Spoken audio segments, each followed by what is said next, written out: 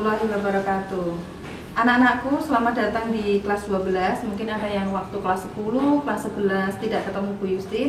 Untuk kali ini di kelas 12, Bu Yustin akan mengantarkan kamu mempelajari materi-materi biologi di kelas 12. Materi biologi di kelas 12 ini adalah materi-materi yang sangat-sangat menarik. Nanti kita akan perhatikan satu persatu.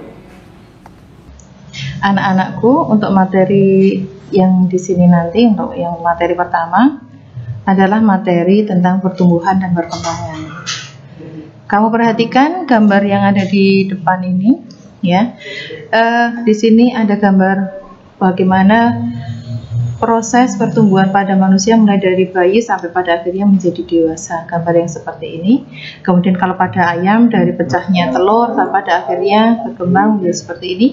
Ini pada tumbuhan juga sama. Ini hanya gambaran-gambaran yang real selalu kita lihat di sekitar kita. Coba berikutnya. Kamu juga bisa lihat bagaimana ini bunga yang nanti akan bunga pada mangga yang nanti akan tumbuh menjadi mangga. Kalau akan menjadi mangga seperti ini. Kemudian ini kembang atau bunga semangka yang nanti akan berkembang menjadi buah semangka. Sehingga kita bisa membuat kesimpulan sebenarnya pertumbuhan dan perkembangan itu artinya apa? Pertumbuhan itu sebenarnya adalah proses pertambahan jumlah atau ukuran sel, ya, jumlah atau ukuran sel yang tidak bisa kembali ke bentuk semula atau sering disebut dengan istilah irreversible. Proses pertumbuhan ini dapat diukur dengan menggunakan alat ukur, misalnya dengan angka, dengan grafik, dengan timbangan, misalnya seperti itu. Sementara perkembangan adalah proses menuju ke arah kedewasaan. Di sini adalah proses pematangan yang tidak bisa diukur tapi bisa kita amati. Kalau melihat gambar yang ada di depan tadi, bagaimana di sini ini adalah gambaran proses indikator dari perkembangan. Karena di sini menunjukkan adanya alat-alat kelamin yang nanti akan menghasilkan buah-buahan. Nah, termasuk yang ada di sini, ini menunjukkan perkembangan. Sementara kalau pertumbuhan itu di mana di situ intinya adalah pertambahan jumlah sel dan juga pertambahan dari volume sel, sehingga mengakibatkan pertambahan ukuran atau juga pertambahan berat. Sehingga bisa diukur dengan menggunakan alat ukur. Kita lanjutkan. Untuk kali ini pertumbuhan pada tanaman. Ini gambaran sederhana bagaimana kecambah yang tumbuh seperti ini itu bisa langsung dilihat, bisa langsung diamati dan juga bisa diukur pertambahannya berapa. Ini pertumbuhan pada tanaman. Ketika kita bicara tentang pertumbuhan pada tanaman, kita mulai dari perkecambahan. Ya, perkecambahan gambaran seperti ini. Ini adalah bagian-bagian dari sebuah kecambah, ya, yang bagian atas dari titik tumbuh, itu namanya epikotil, sementara yang bagian bawah itu namanya hipokotil. Kalau misalnya di sini ini gambaran titik tumbuhnya, yang nanti akan ke atas itu yang bagian yang epikotil, nanti yang turun ke bawah seperti ini yang akan bentuk calon akar. Inilah yang disebut dengan bagian dari hipokotil. Nah, sementara ada istilah kotiledon. Kotiledon itu sendiri tidak lain adalah keping biji. Nah, kamu lihat di sini ini adalah calon daunnya, ya, ini keping bijinya, ini bagian dari hipokotil, sementara yang nanti ke atas ini nanti akan menjadi epikotil. Gitu. Perkecambahan itu ada dua tipe, yang kita sebut dengan epigial dan ada yang disebut dengan hipogial. Intinya begini, kalau yang namanya epigial itu nanti pada bagian hipokotil, ya, bagian hipokotil dari yang di bawah dari titik tumbuh itu pertumbuhannya itu lebih cepat dibandingkan bagian yang epikotil. Kita lihat di sini ketika lanjut, ya, di sini epikotilnya pertumbuhannya itu lebih lambat dibandingkan bagian yang hipokotil, sehingga pada akhirnya nanti di sini keping biji itu akan terangkat di bagian permukaan atas. Sebaliknya yang hipogial, kita lihat di bagian epikotil itu pertumbuhannya lebih cepat di bagian yang hipokotil. Sehingga pada akhirnya perkecambahan atau kotiledon keping biji itu tetap berada di dalam permukaan tanah. Ini yang epigel dan hipogel. Nah, kaitannya dengan pertumbuhan pada tanaman itu memiliki dua titik tumbuh. Yang pertama adalah pertumbuhan primer dan yang kedua adalah pertumbuhan sekunder. Pertumbuhan primer ini adalah pertumbuhan yang berada di bagian ujung. Bisa di bagian ujung akar, bisa di bagian ujung batang. Ini gambaran-gambaran daerah pertumbuhan yang berada di bagian ujung akar. Ini di kelas 11 kita sudah pernah mempelajarinya. Ini daerah pembelahan, daerah pemanjangan, daerah diferensiasi, begitu. Nah, kemudian berikutnya yang di sini, ini yang disebut dengan pertumbuhan sekunder, di mana pertumbuhan sekunder ini kamu lihat garis-garis ini memperlihatkan bagaimana pertumbuhan kambium ini yang mengakibatkan adanya pertambahan-pertambahan pada diameter batang. Nah, itu. Lanjut, kemudian faktor apa saja yang mempengaruhi pertumbuhan pada tanaman? Yang pertama adalah faktor luar dan yang kedua adalah faktor dalam. Faktor luar ini faktor yang dipengaruhi oleh faktor-faktor yang berada di luar tanaman. Bisa nutrisi, bisa air, cahaya, kelembaban, dan suhu. Nanti kita bahas satu-satu. Sementara yang faktor dari dalam itu ada dua, yaitu genetik dan hormon.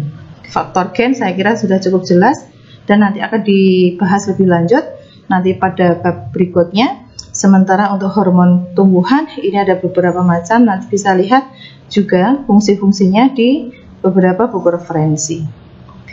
Kita bahas untuk faktor pertumbuhan di sini. Yang pertama adalah faktor nutrisi. Kita lihat, faktor nutrisi itu tidak lain adalah beberapa bahan-bahan mineral yang ada atau yang dibutuhkan oleh suatu tanaman. Ini beberapa tanaman yang kekurangan nutrin, misalnya ini kekurangan nitrogen, akhirnya menjadi kekuningan nih, seperti ini namanya klorosis. Ada kekurangan P, ada yang kekurangan K. Pada akhirnya memiliki indikator sendiri-sendiri. Oh, ini kekurangan Fe, jadi ada beberapa zat besi yang pada akhirnya di sini ada sebagian yang menguning dan sebagainya. Sehingga faktor nutrisi ini penting sekali. Kalau kekurangan terus langsung pada suatu tanaman itu nanti terus langsung akan terlihat bagaimana perubahan-perubahannya. Faktor yang kedua adalah faktor air. Kita lihat di sini. Suatu tanaman ketika dia kehilangan air. Terus berikutnya untuk faktor yang kedua, di mana di sini faktor air ini juga punya pengaruh. Kalau di sini kekurangan air, di sini kelebihan air, maka tanaman-tanaman itu pun juga nanti tidak akan berkembang atau tumbuh dengan sebaik-baiknya begitu. Di sini kekurangan air, maka tanaman itu akan menjadi mengecil. Sementara kalau kelebihan air, maka pada beberapa tanaman itu terus menjadi tidak bagus, termasuk juga bagaimana kekuatan pada akar pun juga akan berubah. Faktor yang ketiga, cahaya. Kita lihat bagaimana perbedaan tanaman yang punya sedikit cahaya dan punya cukup cahaya. Yang sedikit cahaya mengakibatkan tanaman menjadi seperti ini yang kita sebut dengan tanaman etiolasi, di mana tanaman etiolasi di sini